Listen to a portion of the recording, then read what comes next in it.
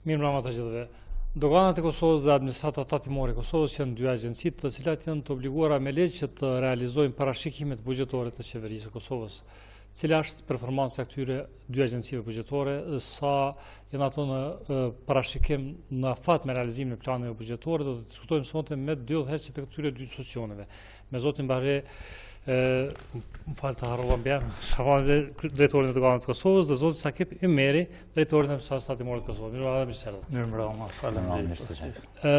Po filloj me jo, zoti Ymeri, për arsye se administrata tatimore e Kosovës ka një punë pak sa më të komplikuar për arsye të ligjit që parashen në mbledhjen e hyrave të brendshme, sa janë të koordinuar me Doganën e Kosovës dhe si po shkon zbatimi i planit buxhetor në krahasim me parashikimet buxhetore. Mirë, faleminderit për ftesën. Administrata tatimore e Kosovës si institucioni vetëm i autorizuar për zbatimin e ligjeve, për mbikëqyrjen vërtet zbatimit ligjeve tatimore në Kosovë, është institucioni që kontribuon në buxhetin e shtetit në tatimin në të ardhurat korporata, të ardhurat personale dhe tatimin në vlerën e shtuar. Tatimi mbi vlerën e shtuar e ka një karakteristikë të veçantë se menaxhohet nga të dy institucionet. Në brendi menaxhohet nga administrata tatimore e Kosovës, ndërsa Dogana e Kosovës është agent i autorizuar me ligj për menaxhimin e TVSH-s në kufi nga importet që janë prej mallrave dhe shërbimeve prej botës së jashtme. Deri më tani buxheti i Kosovës konsideroj se është stabil nga të dy institucionet, nga administrata tatimore e Kosovës për përgjegjësitë që i kemi dhe planin që e kemi të parashikuar, jemi në kornizat të përcaktuara që në fillim, nga 446 milion euro të përcaktuara për vitin 2018, kemi arrit që të administrojmë 373.8 milion euro deri më tani, ose 82% e planit të vitit 2018 është realizuar. Jemi në rrugë të mbarë dhe konsideroj se këto 2 muaj e gjysmë që kanë mbetë do të jenë muaj që do të përmbushet plani i parashikuar nga Qeveria e Republikës Kosovës. Zotë Berisha, si ka shku deri tash realizimi i planit të Doganat të Kosovës? Kur kem parasysh që Doganat pothuajse barën kryesore të mbushjes së buxhetit të Kosovës. Faleminderit për ftesën. Dogana e Kosovës gjithherë, edhe këtë vit ka arritë që të jetë në projekcione të tyra. Deri sot kur po folëm, ne kemi arritë të mbledhëm rreth 900 milion euro, që marr parasysh projekcionin për vitin 2018 është 1 miliard 175 milion euro. Dhe bazuar në trendin aktual i cili është, besoj që deri në fund vitit do të jemi në projekcionet e qeverisë. Kemi më shumë 25 milion se sa viti i kaluar, apo 3% më shumë se periudha e vitit kaluar. Kjo është një tregues shumë i mirë, kur marrëm parasysh se ndikim të tyra kanë pas edhe faktorë të tjerë këtë vit, sidomos ato që janë të politika fiskale, më sa apo dhe kufizimin e import në automjeteve që kanë ndikim negativ të tyra. Është vërtet se këtu kanë efektin pozitiv shumë të madh në ekonomi, po edhe mbrojtje ambientit të tyrat, por efektin e kanë pasur tek tyrat në import në madhra. Si është reflektuar më së kryesisht edhe reduktimi i vjetërsisë së automjeteve e importit? Kur folëm për marrëveshjen e stabilizimit asociimit, është po them viti i tretë tash që ne jemi të zbatuar këtë marrëveshje, është marrëveshja kontraktuale mes Qeverisë Kosovës dhe BE-s, ku parashef në mënyrë përshkallëzuar të kemi lirim nga taksa doganore, do të thotë këtë rast, jo nga TVSH dhe akciza. Dhe deri më tani kur jemi të fol, deri më sot do të thotë kemi diku rreth 35 milion euro që ka ndikuar marrëveshja e stabilizimit asociimit në taksën doganore. Vetëm gjatë këtij viti. Nëse hiqum bëjmë këtë krahasim mes taksat për shkallëzimit vitit kaluar dhe këtë vit do thotë për 9 muaj ka qenë rreth 19 milion euro neto, do thotë që ka ndikuar me saja, ndërsa tek pjesa tjetër e kufizimit që ka ndodhur deri në janar që kanë një fuqi të automjeteve, ato do të se ka qenë një ndikim shumë më i madh në tyra. Edhe sidomos ky ndikim pritet jetë shumë më i thellë në pjesën e 3 muajorshme të fundit, për arsye se fluksi më i madh i automjeteve në importuar para se të në fuqi ndalesa në import. Kemi diku rreth 9.000 800 vetura të përdorura më pak, apo me përqindje rreth 4-6% më pak import vetura të përdorura, që efekti financiar të kjo kategori është dikon rreth 17 milion euro. Kur dihet që automjetet e përdorura është kategoria 3 që ka sjellë tyre për buxhetin e Kosovës. Nëse marrëm vitin e kaluar, kemi pas vetëm nga kjo kategori dikon rreth 86 milion euro taksat grumbulluara vetëm nga kategoria automjetet që në importuar në Kosovë. A projektohet kjo edhe në konsumin e derivateve, për shembull, reduktimi i importit të automjeteve, apo vetëm në vijim buxhetore nga doganat për importin e automjeteve? Importi i derivative përgjithësi ka shenur rritje. Këtë do shta janë në treguesët e tjerë, po vetë fakti që janë importuar dikon rreth 36.000 automjete të përdorura vitin e kaluar, ose edhe dikon rreth 2.000 automjete, 2.500 automjete të reja, makineria e rëndë, të gjitha këto normal që janë makineria dhe automjete që konsumojnë. Marë parasysh edhe projektet kapitale që në zhvillim në Kosovë, ndërtimi i rrugëve dhe autostradëve që konsumojnë një sasi të madhe. Dikun kemi vetëm të nafta, kemi dikun deri tani rreth 24 milion litra më shumë se sa periudha njëjtë e vitit kaluar, edhe kjo tregon që do të thotë konsumi e derivateve që është në rritje. A është në rritje konsumi apo është luftuar formalitetës? Po, është e vërtetë. Me konë fillën në me tjetrën. Po, është e vërtetë kjo, se tek më herët do të thotë sidomos para 2-3 vite kemi pas sfida shumë të mëdha të çështja e kontrabandës me derivate, sidomos në pjesën veriore të Mitrovicës, po kjo ndikon edhe për shkak të bashkëpunimit, rendimit të aktiviteteve të institucioneve zbatimit ligjit përgjithësi, po edhe të politika fiskale që janë jo vetëm Kosovë, po edhe në region, që nganjëherë bojnë më pak atraktive në periudha të caktuara që nafta ose produktet me akcizë të jenë më atraktive për kontrabandë. Edhe kemi arritë edhe ne si dogan, mjaft shumë, po edhe bashkëpunim me agjencione tjera që të luftojmë këtë fenomen, të luftojmë grupet kriminale që janë merr me këto dikuri. Dhe kjo ka ndikuar edhe të rritet do të thotë sasia, edhe të rritet kualiteti, edhe kontrolla më e mirë, po edhe tyrat për buxhetin e shtetit, po edhe konkurenca mes kompanive të cilët merren me këtë tregti të derivateve. Efektet e mësoj si po vrehen tek eksportet, pasi ju bani shënime të dyjanshme edhe për import dhe eksport të produkteve kosovare. A ka pas efekt pozitiv apo jo mësoja në eksportet e produkteve kosovare? Dihet që marrëveshja e stabilizimit asociimit ju ka mundësuar që gjitha produktet kosovare të eksportohen me taks zero në tregun evropian prej 500 milion banorëve të gjitha shtetet. Eksportin e kemi, nëse krahasojmë për 9 muajt këtij viti me 9 muajt vitit kaluar, është parafërsisht i njëjtë.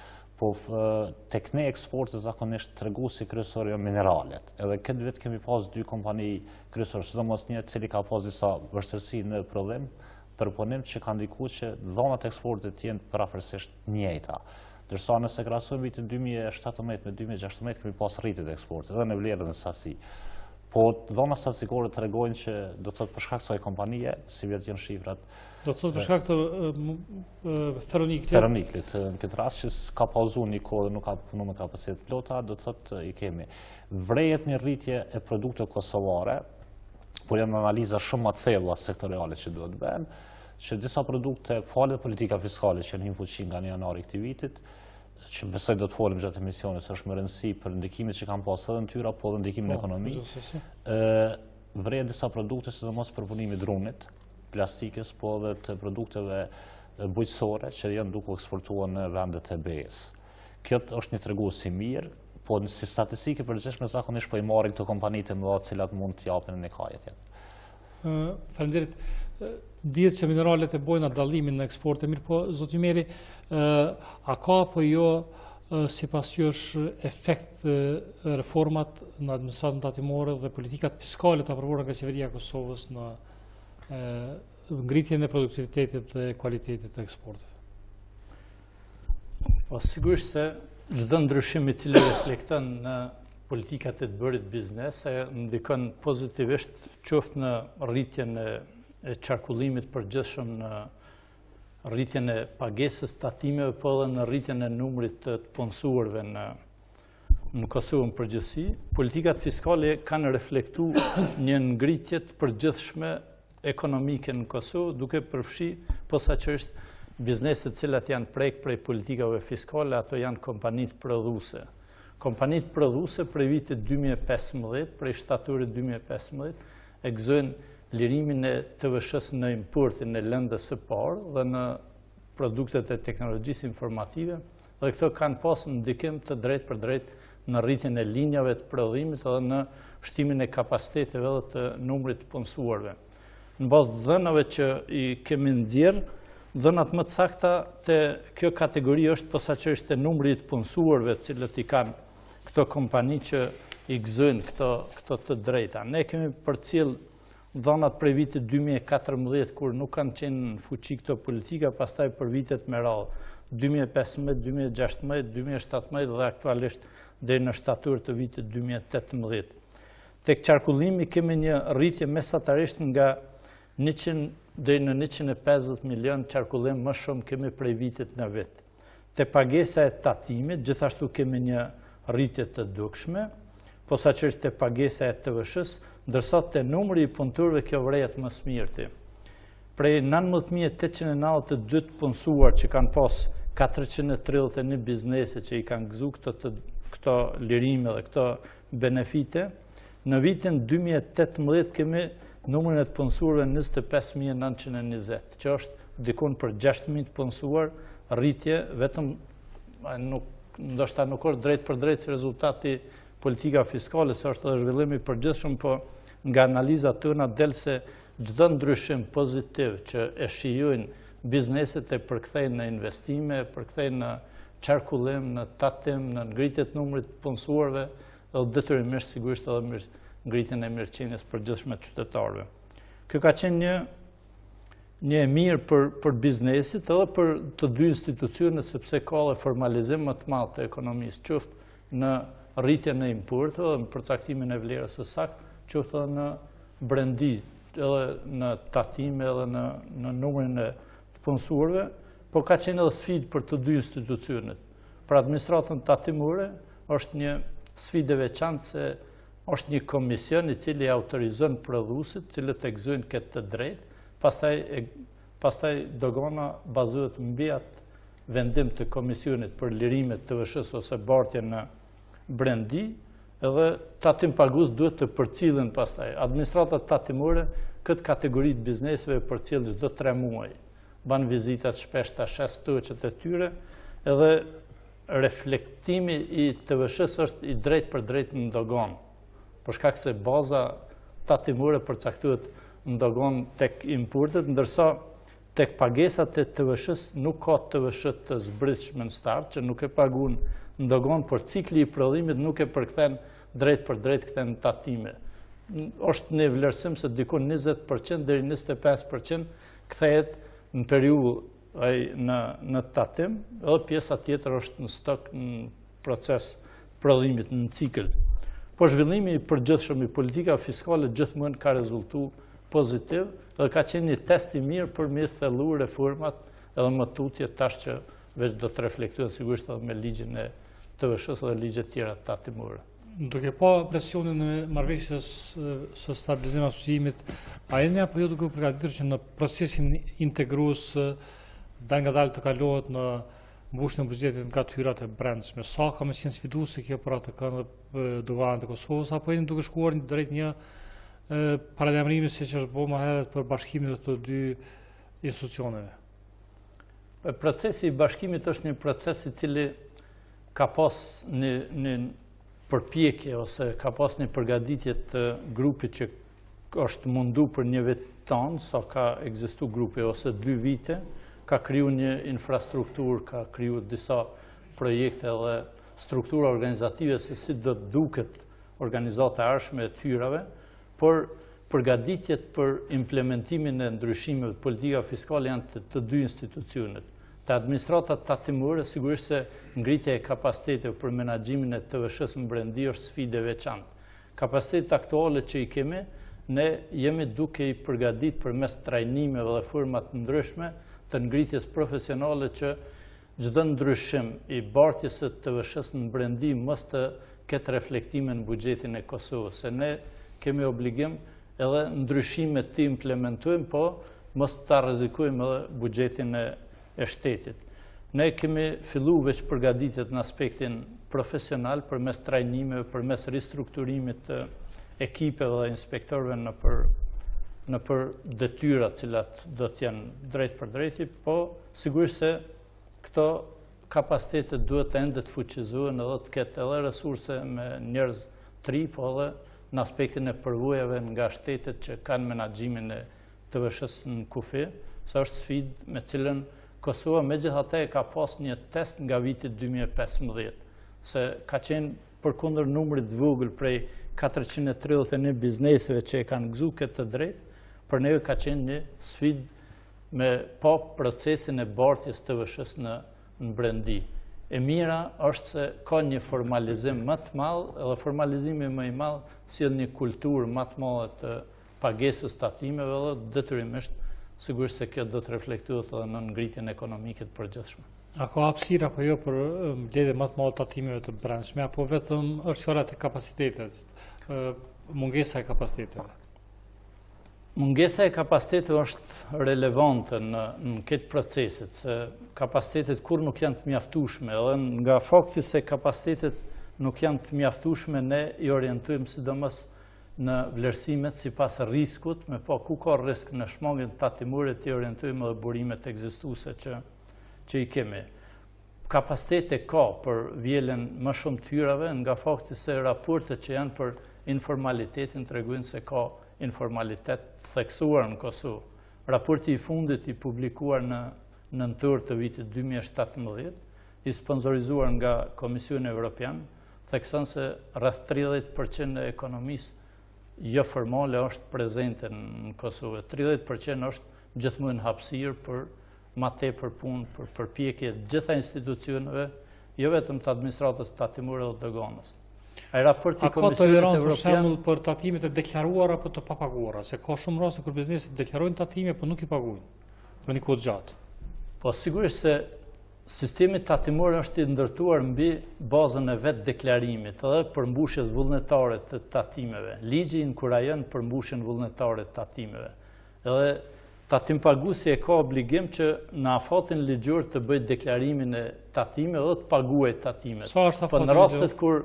Në rastet kur ka vështërsi financiare, ai ka një lehtësi nga fakti se nuk ka ndëshkime për shkak se ka deklaruar tatimin. Pastaj mund edhe përmes administratës tatimore vështërsitë që i ka i thekson edhe në marrëveshje ose prolongon për një kohë caktuar pagesën e tatimeve. Gjithnjë mbi bazën e lehtësimeve që i ofron ligji. Po normal se masat administratat tatimore prej momentit që lind një detyrim tatimor është e obliguar që të ndërmarrë. A ka përpjekjen masë të madhe për manevrizim në këto hapësina që i lejon ligji? Po ne në vlerësimet tatimore që i kemi hasë në tatime të shmangura dikon vetëm për vitin 2018 rreth 30 milion euro. Prej faktit që janë konstatu 30 milion euro që janë shmang prej... Janë shmang apo janë deklaru? Nuk janë deklaru aq sa është dashur. Se administratat tatimore për dallim nga dogana e cila e vlerëson para se me himallin në brendi, ne kemi një punë pak më të komplikuar se duhet t'i kthehemi deri në 6 vite mbrapa sa e lejon ligji. Mund të ndodhë një shmangje kur tatimpaguesi e ka gjendjen financiare shumë të mirë. Edhe ne ta konstatojmë ose të kemi informata për atë shmangje në periudhën pas 1, 2 ose deri në 6 vite. Edhe bëhet vështirë mbledhshëm pastaj ai bërgj. Ne kemi zhvilluar edhe analizat e riskut, kemi një software të mirë konsideroj që bazohet mbi gjitha dhënat e tatimpaguesit që i prezanton përmes deklaratave tatimore, i gërshetojmë edhe dhënat nga pagesat që bëhen përmes thesarit, dhënat prej doganës për importet e tatimpaguesve edhe prodhojmë dhëna me karakteristika të veçanta për tatimpagues që prezantojnë risk ose potencialisht i shmangin tatimet. 70% e bizneseve që përzgjedhen për kontroll janë prej analizës riskut. 30% janë përzgjedhje që bëhet prej informatave nga palët e treta, nga institucionet, nga kërkesat e ndryshme të institucioneve, që janë kërkesa legjitime dhe duhet të akomodohen. Rezultatet janë dukshëm evidente nga vitin në vit, edhe në drejtim të luftimit të informalitetit edhe të krimit të organizuar dhe evazionit fiskal në përgjithësi. Faleminderit Zoti Berisha, cilat janë standardet që ju aplikoni për të evituar shmangjet e ndryshme të kontrabandës? ka raste për shembull kur tentativat janë të ndryshme, jo vetëm të kalohet krejtësisht me legalitet, por të manipulohet me sasi, me cilësi, me variante të ndryshme të shmangjes nga obligimet doganore. Fillimisht është mirë që komë të falenderojmë dhe përfaqësuesit e biznesit, po gjithë Komiteti i Biznesit për një bashkëpunim dhe partneritet që kanë këtë rast me Doganën e Kosovës dhe falti bashkëpunimit dhe partneritetit ne kemi arritur do të thotë që përmbushja vullnetare të jetë dikon 97%. Mund të themi nga 3 miliardë euro, ose mbi 3 miliardë euro që pritet këtë vit jetë vlera e importit, 2 miliardë 900 diçka milion është vlerë vullnetare deklaruar, që është vlerë e pranuar për qëllime doganore në bazë të rregullave të vlerësimit në import madrave. Është e vërtetë që kemi disa dyshime edhe në shmangje në import, atë që tregoi drejtori e administratës tatimore, raporti i fundit tregon se dikon 1.7% është ekonomia formale prezente në Kosovë, edhe kryesisht kjo ekonomia formale vjen nga aktivitetet e mbrëmshme, do të thotë brenda territorit të Kosovës, por edhe nga kontrabanda dhe madrat në import. Për neve sfidë është madrat që vijnë nga Kina dhe vendet e lindjes, për të cilat është bukur vështirë, jo vetëm për shkak se nuk është vlerë doganore, por nuk është vlerë për qëllime doganore.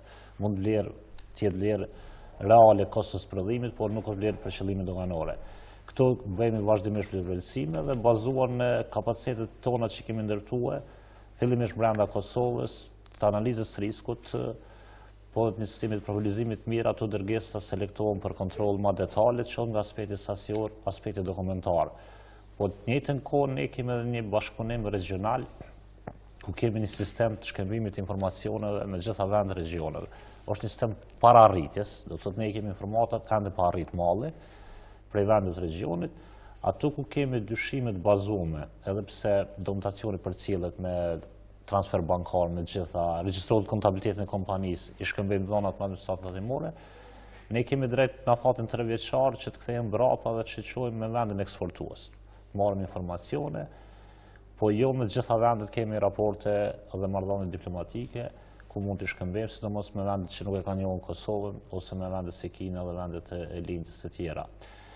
Çka bëjmë në këto raste? Këto raste do të aplikojmë metoda ligjore të cilat janë vlerësimit të madrave, pse janë rregullat të organizatës botërore të tregtisë, aplikohen gjitha vendet e botës njëjtë, atëherë marrëm vlerën e produktit njëjtë të importuar nga një vend tjetër, i cili është marrë në periudhë kohore, për shembull themi 3 muaj, ashtu përcaktohet dhe ligji, edhe e bëjmë vlerësimin, do thotë e barazojmë me vlerën.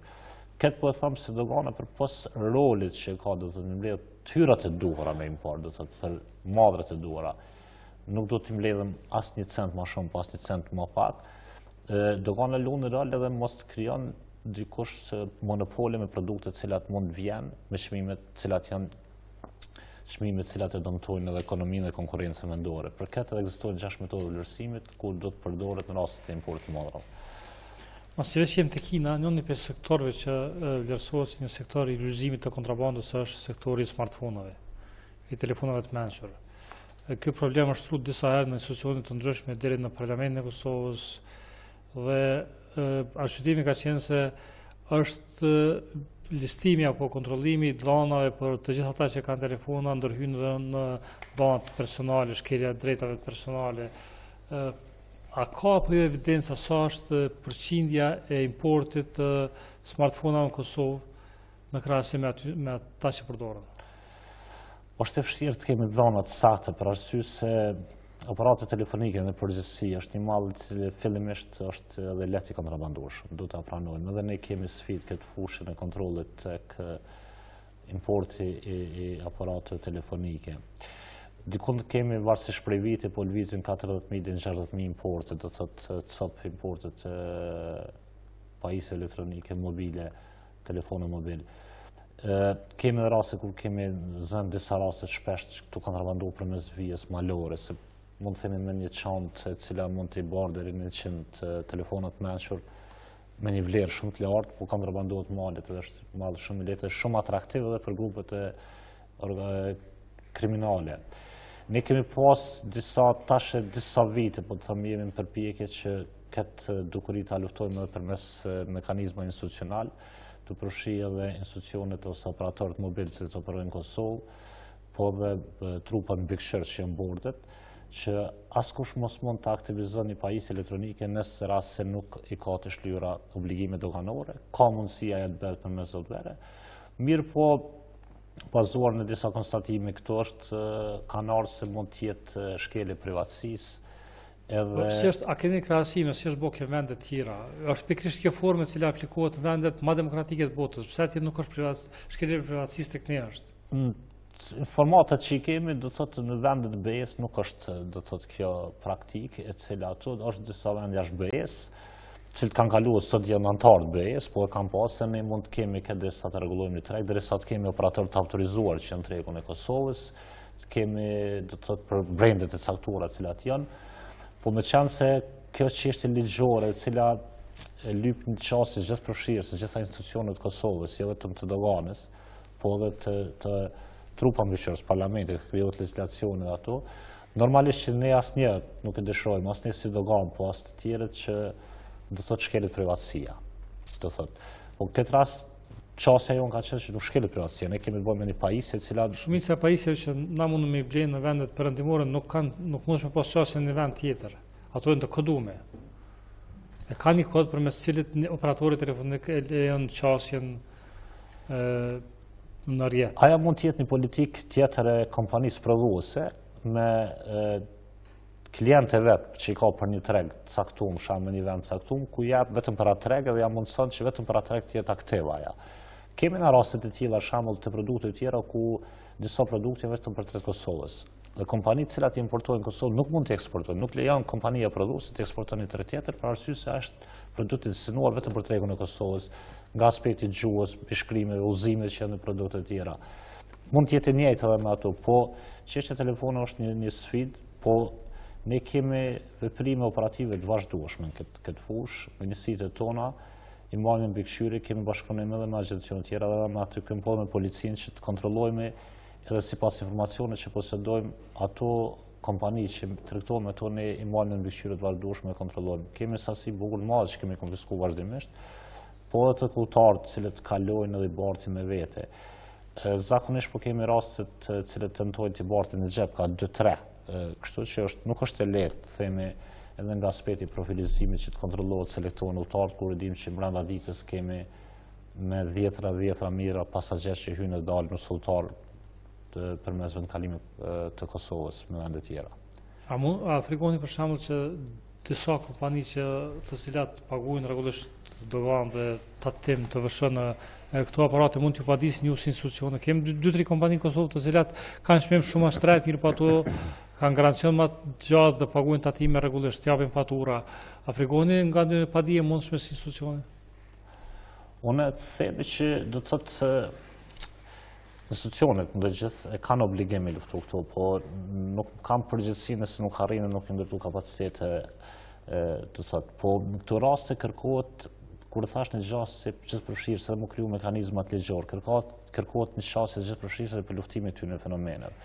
Ne jemi të vetëdijshëm se cilit që çdo vend botës, bashkëpunimi qytetarëve me institucionet të zbatimit ligjit, po edhe me institucionet shtetërore, luftimi dukurime negative shumë më i lartë se ç'është tek ne. Prandaj kërkohet që qytetarët cilët shkojnë pajisjen me këto aparat telefonike, kërkojnë dokumentacionin. Po jo qytetarëve komentojnë në Limalir. Po kjo është do të thotë reagime qytetarëve. Unë shpesh them që qytetarët mund me radhë pre e mashtrime ndryshme për arsye se bleni produkti i cili është pa origjinë. Edhe nuk është vetëm çështja taksave, këtë aspekt nuk po folëm vetëm nga aspekti financiar për mbrojtje interesat financiare të shtetit, po edhe të mbrojtjes konsumatorit, se kur konsumatori merr një produkt i cili ka marrë një faturë të rregullt, një kupon fiskal, edhe ai mall është i regjistruar, do të thotë ka marrë një mall i cili është origjinal. Shpesh konsumatorët kanë mujtë më radhë prej falsifikime ndryshme ty në produkteve, pastaj nuk ju ka përgjigjës kompania, për arsye se s'ka pas dokumentacion që dokumenton se ka blet ajo kompani. Për ata qytetarët duhet të shohin pak më gjatë, edhe të keni siguri edhe për gjitha produktet. Sidomos ne përmarrim këtë, po i kemi produktet ushqimore. Nëse ato vijnë pa një kontroll, që institucionet të cilat janë përgjigjëse, qoftë doganet, qoftë Agencioni Veterinare të Ushqimit apo Atk-Së, ato produkte bartin një rrezik edhe për shëndetin e qytetarëve. Pasojat mund të jenë pas një kohë. Prandaj është mirë që gjithë ne të kontribuojmë që produktet cilat blerë duhet jenë me origjinë, duhet jenë një saksi se ku është blerë, kush e ka marrë, kush e ka importuar dhe krejto. Unë kisha plotësu pak këtu drejtorin e doganës. Ne si dy institucione, normal që në aspektin e luftimit të ekonomisë jo formale, posa që është ekonomia hertë, jemi bartës të aktiviteteve. Edhe në aktivitetet e përbashkëta shpesh janë cak i aktiviteteve dhe kompanitë të cilat tregtojnë mall, i cili nuk ka është i depozitum në shituret ku shitet, por nuk ka prejardhje, ose nuk ka dokumentacion të mirëfill. Shpesh i nënshtruhen edhe ndëshkimeve administrative, i nënshtruhen edhe konfiskimeve të ndryshme. Edhe me kapacitetet që i kemi, ne shpesh i kemi cak këto kategori të bizneseve për çdo lloj malli, jo vetëm për rastin konkret që përmenet të telefonat mobil ose të pajisjet tjera teknologjisë, pajisjet e meqme. Dhe normal se është një lufte pa kompromis edhe atyre që tentojnë me prish tregun, po edhe institucioneve që kanë përgjegjësi për me vendos një rregull. Se ajo pyetja juaj se a rrezikon mu pa ditë, sigurisht se rrezikoj mu pa ditë. Po e bëj për këtë pyetje për arsye se debalanci në këtë sferë shumë i madh. Ne shoh që të gjitha ata të cilët rrezikojmë, na shpesh kemi situata ku tatim pagust jo vetëm në këtë deg, po për disa veprimtari, për shembull te lënda e parë, aty ku ka posaçërisht produkte specifike që nuk prodhohen këto në mënyrë masive. Dhe tash prishet tregu prej konkurrentëve të cilët tentojnë mënyra të ndryshme me fut pa. Unë mendoj, mendimi im është se ky tregu ilegal mund disa herë tregu ilegal të shitjes së smartphone. Në këtë fushë duket që e mund, në këtë fushë. Kjo është shqetësuese për ta, po pyesa frikohet për ndonjë padijepje aty që paguajnë tatime të rregullta. Kjo në kështu aktivitet gjithëpërfshirës, nuk është përgjegjësi vetëm e doganës dhe administratës tatimore. Është edhe policisë, është e policisë, prokurorisë, edhe Kuvetit të Kosovës, gjithë këto, edhe mbulimi i zbrasirave ligjore ku janë. Ne i kryjmë aktivitetet në mënyrë të përbashkët te kategoritë që janë me risk për shmangje dhe për devim nga shitjet e rregullta, nga aktivitetet e rregullta biznesore. Faleminderit. Po kalojmë te çështja, edhe një herë te çështja e krijimit të një agjencie të përbashkët. A ka apo jo qeveria e Kosovës një plan tash për tash? A keni kontakte, a ka një task force e cila është duke planifikuar që marrëveshja stabilizim asociimit nga viti në vit bëhet më e rëndë për kryesisht për administratën tatimore të Kosovës, shkon duke rrit presionin për shkak të lirimit të doganës, si vetë nuk është sa është 2% vitin e ardhshëm shkon duke u rrit. Deri në 10 vjet shkon duke u rrit apo? Duke marrëveshja parashet që në një afat 10 vjeçar taksa doganore të jetë zero. Po për çdo vit ka përshkallëzime të ndryshme të taksave. Ka për produkte caktore që vitin e parë është zero, disa të tjera 9% ka qenë. Taksa doganore ka qenë unike 10%. Tani këtë vit kemi 6, kemi 5, kemi 7 varësisht, po në një periudhë brenda 10 viteve e gjithë produktet cilat importohen nga vendet e BE-s taksa doganore do të jetë zero. Sa është numri produkteve që përshkallëzohen nga viti në vit? Po i kemi me qindra mira, lloje ndryshme i ki, ato është varësisht prej klasifikimit atje që janë. Unë dashta të shtoj këtu, për MSA-s, politikat aktuale të cilat janë në fushë fiskale, kanë efektin më të madh shën tyra se MSA-ja aktualisht. Edhe me këto politika të cilat është fiskale që shkojnë në favor të ekonomisë kosovare, edhe të produktës kosovare, të cilat i bojnë më konkurrent edhe me produktet e rajonit, po edhe më konkurrent edhe me eksportin tonë drejt vendit BE-s. Besoj që në periudha të mesme të dogana do të vijë, roli doganës në mbledhjen e tyrave do të jetë duke u zbehur. Kjo do të jetë edhe një shenjë pozitive.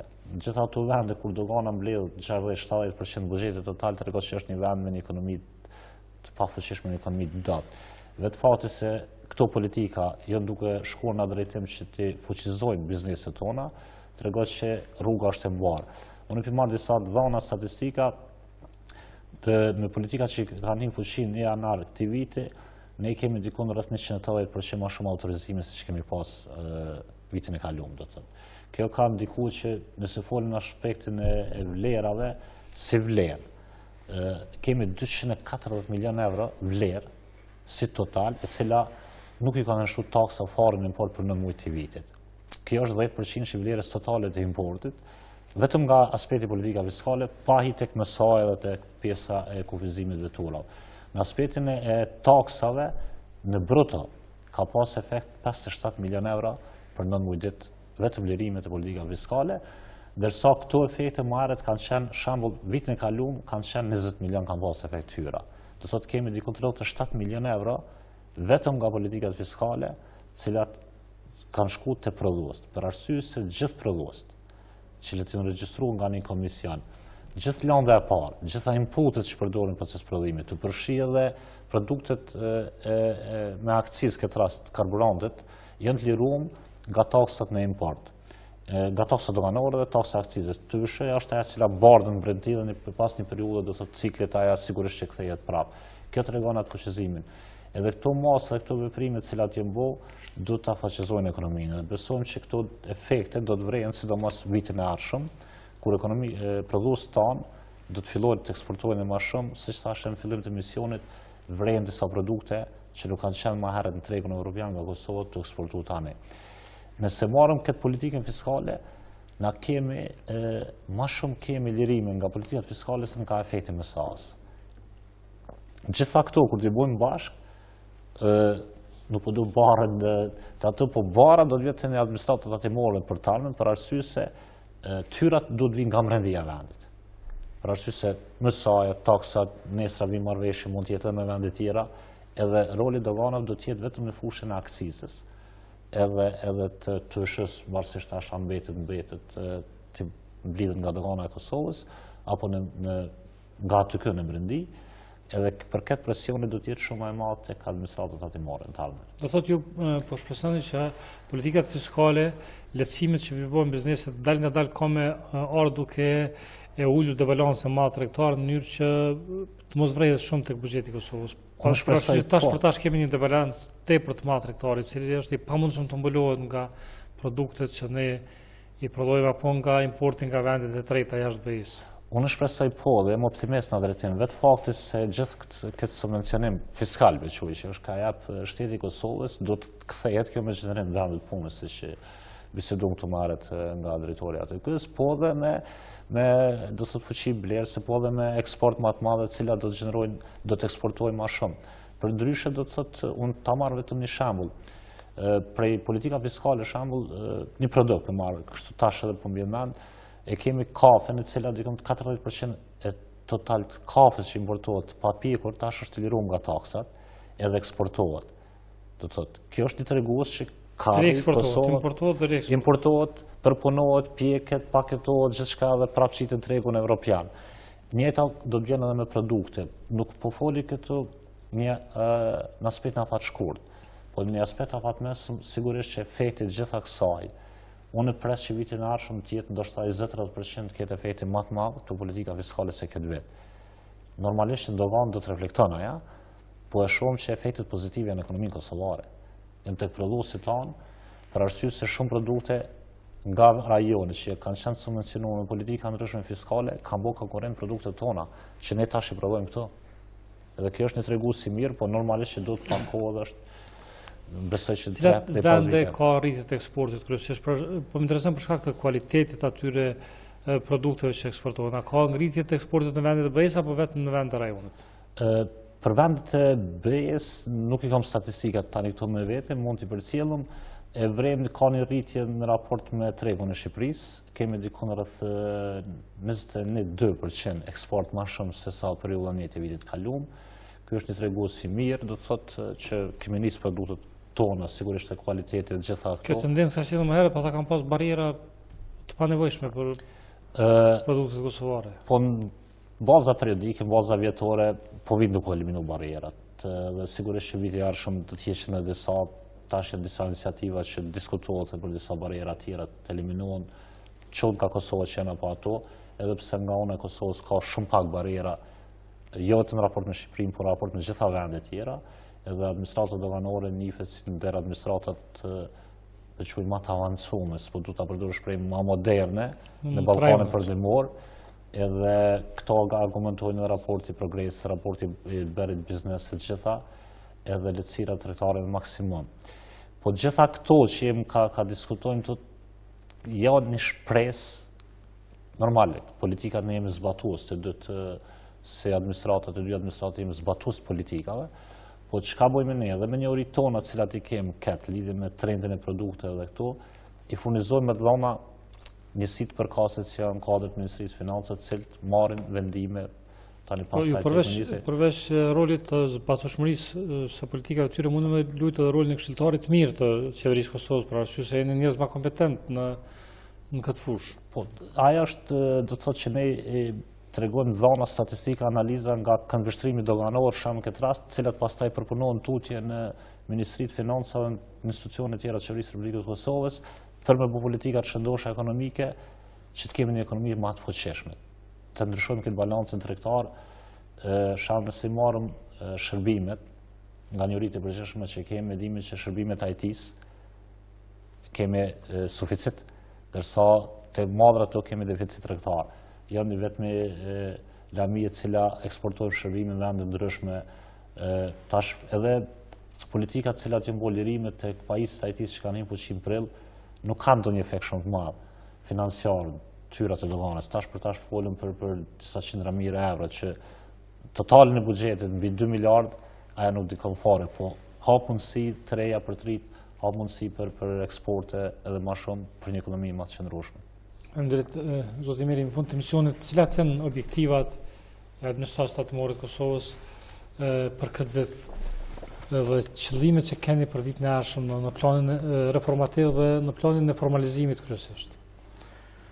Po, me qenë se jemi në përfundim të vitit, ne objektivat i kemi fokusuar në drejtim të përmbushjes së planit të parashikuar për vitin 2018, i cili është 446 milion, me qenë se është të i kalu për 9 mujt e këtij viti dikon për rreth 10 milion euro më shumë se plane, ose mbi 30 milion euro më shumë se njëjta periudhë e vitit kalum, ne besojmë se do ta përmbyllim vitin me një tejkalim të lehtë planet, prej 5 deri në 10 milion në krahasim me buxhetin e parashikuar. Për vitin 2019 ne kemi përgatitur një plan afatmesëm të veprimit me cilën do të fillojmë reformat në administratën tatimore të Kosovës në drejtim të funksionalizimit dhe ngritjes së efikasitetit të institucionit. Është një plan afatmesëm i veprimit për periudhën 2019-2021, në cilën kemi punuar bashkë me ekipin e Fundit Monetar Ndërkombëtar në punë të ri të përbashkëta, dhe aktivitetet e para do të jenë posaçërisht te Prishtina, te tatim pagues të Prishtinës. Në Prishtinë janë organizimi në 3 regjone dhe drejtoria e tatim paguesve të mëdhej. Qëllimi është që përmes kësaj reforme shumica e aktiviteteve të ngjashme që kryhen sot në gjitha regjonet të centralizohen në prej qendrës dhe regjonet të mbesin më shumë për ofrimin e shërbimeve për tatim pagues. Aktiviteti i parë që do të fillojmë do të jetë centralizimi i mbledhjes së detyrueshme të tatimit. Kjo është një aktivitet që don edhe kushte përgatitjes, edhe akomodim më të mirë, fokusim të zyrtarëve, trajnime. Ne jemi në fazën finale të gjitha këtyre përgatitjeve që janarin e vitit 2019 ta fillojmë mbarë dhe ta fillojmë me një reformë në administratën tatimore. Parashojmë që gjatë 3 viteve të ardhme të ulim burgjin tatimor, të ngrisim të hyrat në proporcion me kërkesat e qeverisë, po ashtu edhe përgatitjet për menaxhimin e planeve qeveritare në drejtim të bartjes së TVSH-s në kufi dhe marrës më shumë përgjegjësive si institucion që kemi përgjegjësinë e luftimit të informalitetit, po edhe vendosjes së konkurrencës së drejtë në treg.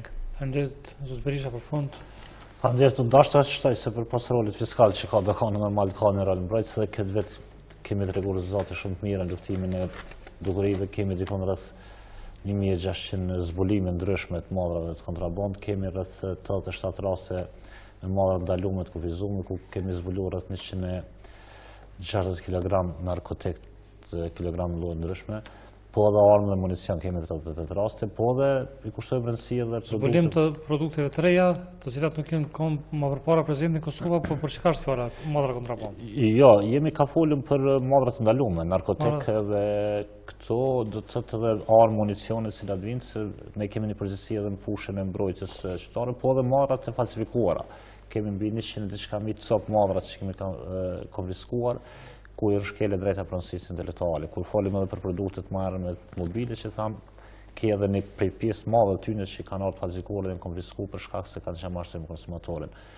Ne për fond do të vazhdojmë me këtë performancë, dogana do të kujdeset që të kryen funksionet e saj të caktuara me kodin doganor, po dhe me ligje tjera në fuqi, për arsye se veprojmë në emër të shumë institucione në vend kalimit kuvitare, ku zbatojmë ligje edhe të ministrive dhe të agjencioneve tjera. E joni është që ne të trajtojmë biznesin me korreksim më të madhe, të jemi në shërbim tyne me qëllim që të kemi një ekonomi më të qëndrueshme. Kjo është qëllimi jonë synime, të mbledhim taksat e duara. Faleminderit shumë për kohën dhe për komentet që këna në Subvencion. Përshpresojmë që këto dy institucione të fuqizohen në mbështetje në mënyrë që të gjitha parashikimet afatmesme dhe afatgjate të përmbushen nga këto dy institucione ekzekutive. Faleminderit për momentin, mirupafshim.